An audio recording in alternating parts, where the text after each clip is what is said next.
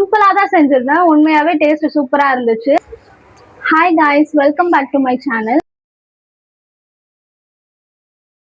நம்ம சப்ஸ்கிரைபர் ஒருத்தவங்க பாஸ்தா செய்ய சொல்லி கமெண்ட் பண்ணியிருந்தாங்க. அவங்களுக்காக நம்ம இன்னைக்கு பாஸ்தா தான் செஞ்சிருக்கோம்.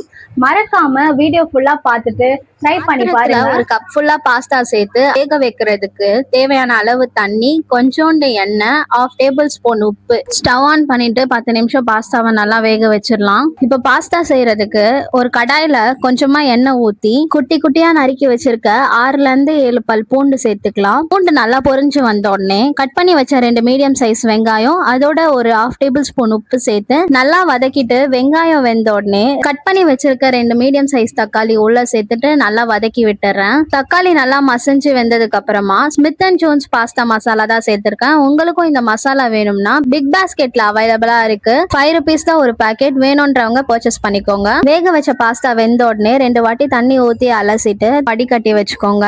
பாஸ்தாவை நம்ம செஞ்ச மசாலாவோட சேர்த்து நல்லா கிளறி விட்டு ஃபைனலா கெச்சப் மட்டும் ஊத்தி ஒரு வாட்டி மிக்ஸ் பண்ணிக்கோங்க. அவ்வளவுதான், பாஸ்தா ரெடி ஆயிடுச்சு. இந்த வீடியோ பிடிச்சிருந்தா லைக் பண்ணிட்டு என் சேனலை சப்ஸ்கிரைப் பண்ணிருங்க.